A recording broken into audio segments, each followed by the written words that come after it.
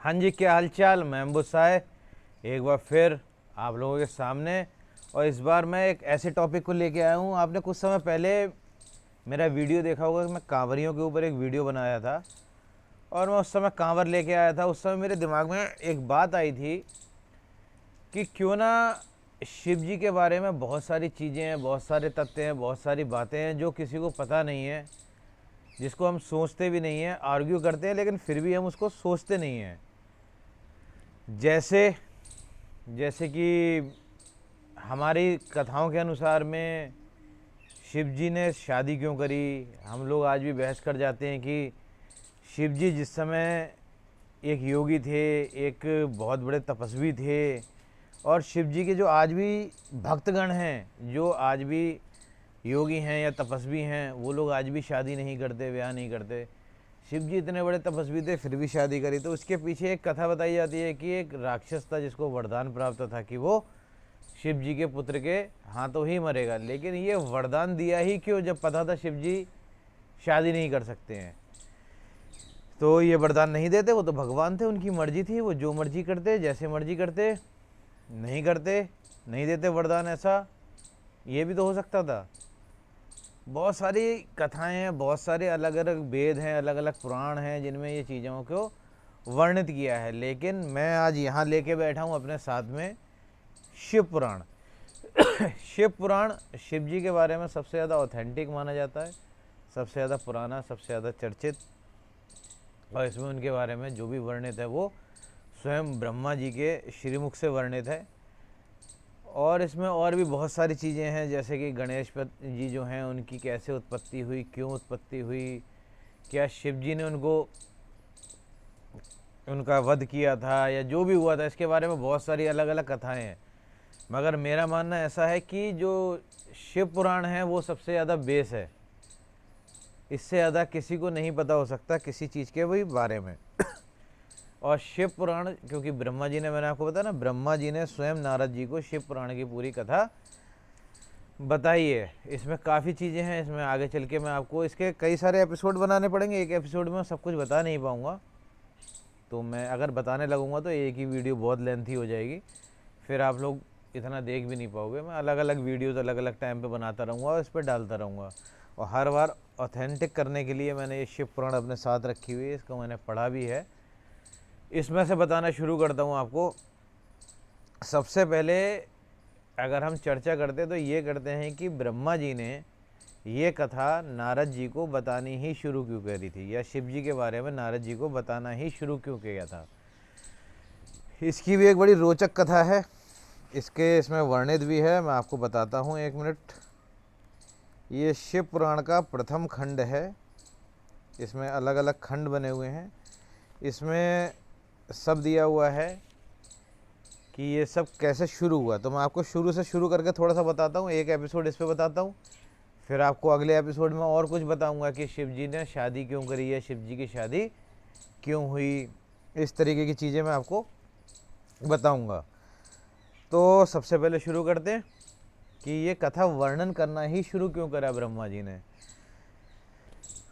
पुरानी बात है, ऑफ कोर्स पुरानी बात है। जो नारद जी हैं, जो ब्रह्मा जी के पुत्र हैं और ब्रह्म ऋषि हैं, आप लोगों को पता ही होगा।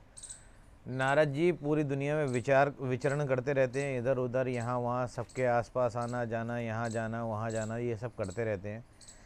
तो एक बार करते, उनको अपने ऊपर घमंड बहुत था, कि मैं कहीं पे भी पहुंच सकता हूं। तो एक बार वो ये सब करते करते पहुंच गए कैलाश। अब कैलाश पे कौन रहते हैं? नंदी, भृंगी, प्रेत, भूत, ये सब रहते थे भाई शिव जी के साथ। तो वो सारे जो थे वो बहुत ज़्यादा सुंदर या ऐसे नहीं थे, चंचरिक नहीं थे। तो उनके बीच में पहुंच के नारद जी को अचानक अपनी सुंदरता पे भी एक घमंड होने लगा कि यार मैं तो बड़ा सुंदर हूँ इन सब के सामने।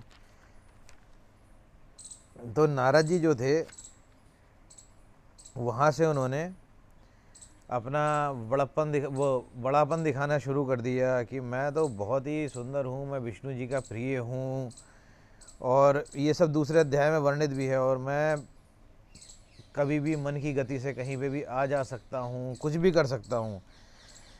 ये सब सुन के वहाँ पर जो ऋषि मुनि भी आए हुए थे,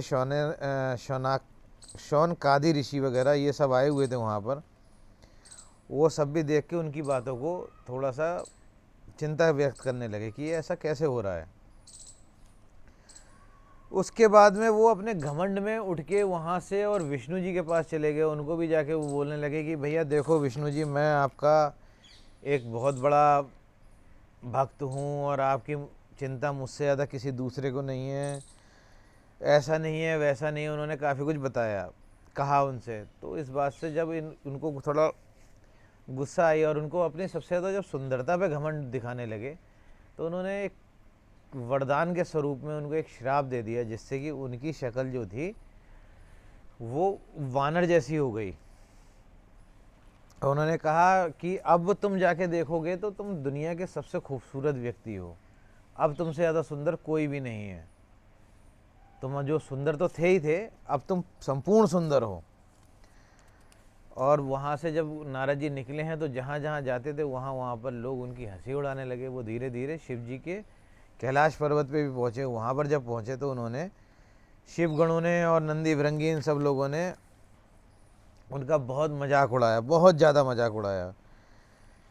जब उनका मजाक उड़ाना शुरू किया तो वो बहुत विचलित हो गए। कुछ ने उनके गले में माला डाल दी, कुछ ने कुछ कर दिया, तो वो विचलित हो गए। जब वो विचलित हुए तो उन्होंने कहा कि अपना मुख किसी दर्पण में देख लो, आप विचलित ना हो नारद जी। जो गण थे उन्होंने कहा आप अपना मुख किसी न किसी दर्पण में देखो जाके। तो पास में एक तालाब था जिसमें पानी भरा हुआ था, जल भरा हुआ था। तो नारद जी वो जल में अपनी जब शक्ल देखी तो उनको बहुत गुस्सा आया। उन्होंने कहा कि ये तो मैं छल लिया गया। फिर उनके दिमाग में आया कि मेरे पिता ब्रह्मा हैं और ब्रह्मा रचयिता हैं, ब्रह्मा तो बहुत शक्तिशाली हैं, तो ये विष्णु जी या शिव जी ये उनसे ज़्यादा शक्तिशाली क्यों माने जाते हैं और इनका नाम ऊपर क्यों आता है, मेरे पिता का ऊपर क्यों नहीं आता है? क्या ऐसी इनकी कथाएं हैं जो मुझको नहीं पता हैं? क्या ऐसा है? तो ये सब जानने के लिए वो जब ब्रह्मा जी के पास पहुँचे तो ब्रह्मा जी ने कहा कि तुमको ये सारी कथाएं मैं आराम से बताऊंगा, लेकिन ये बहुत विस्तृत कथा है, वर्णित कथा है, और जब मैं इसको बताऊंगा तो इसको आराम से बैठ के सुनो यहाँ पर आकर। तो नारद जी महाराज जो थे वो अपने पिता से आज्ञा लेके स्नान ध्यान करके आए, क्योंकि शिव पुराण है, इसको ऐसे वर्णित भी नहीं किया जा सकता, इसको ऐसे सुना भी नहीं जा सकता। तो नारद जी स्नान ध्यान सब करके आए और ब्रह्मा जी ने इस वजह से इसको बताना शुरू किया। और ये शिव पुराण में जो जो वर्णित है, जो जो मैं आपको आगे बताऊंगा, ये सब स्वयं विष्णु जी के ब्रह्मा जी के श्रीमुख से वर्णित है। अब मुद्दा ये है कि बहुत सारे लोग ये कहते हैं कि हमारे लिखे हुए कोई भी वेद, कोई पुराण ये सब एक मिथ है। ये मिथ नहीं है मेरे भाई, ये सब सच्चाइयाँ हैं। अब इसका एक छोटा सा उदाहरण दे सकता हूँ। जैसे हमारे बहुत पहले कवि हुए थे तुलसीदास जी, उन्होंने हनुमान चालीसा 500 साल पहले लिख दिया था, और उन्होंने कुछ ना कुछ पढ़ के ही ये सब लिखा था। जो उन्होंने लिखा था उसमें उन्होंने जुग सहस्त्र योजन पे भानु बताया था, जिसकी की गुणा करते चले जाएंगे तो धरती से सूर्य की एग्जैक्ट दूरी आ जाएगी, है ना। तो वो भी उन्होंने कहीं से पढ़ा था, जहाँ से उन्होंने स्टडी करी थी। उन्होंने स्टडी कहाँ से करी थी? हमारे वेदों से, हमारे पुराणों से, हमारी पौराणिक किताबों से ही स्टडी करी थी, वहीं से उनको ज्ञान प्राप्त था। तो हमारा ये मिथ नहीं है, ये हमारा इतिहास है जो कि किताबों में वर्णित है। इसके ऊपर मैं एक अलग से वीडियो बनाऊंगा। फिलहाल हम शिव पुराण के ऊपर चलेंगे, इसके ऊपर मैं एक अलग से वीडियो बना के आपको बताऊंगा कैसे कैसे। खैर, ये हमारा इतिहास है। आगे आने वाले वीडियोस में मैं इसी इतिहास के ऊपर, इसी शिव पुराण में से शिव जी के बारे में आपको चीज़ें बताऊंगा। तो कंटिन्यू वॉचिंग। Thank you. मिलते हैं अगले वीडियो में। मैं आगे की एक कथा बताने के लिए मिलूँगा आपसे। बाय।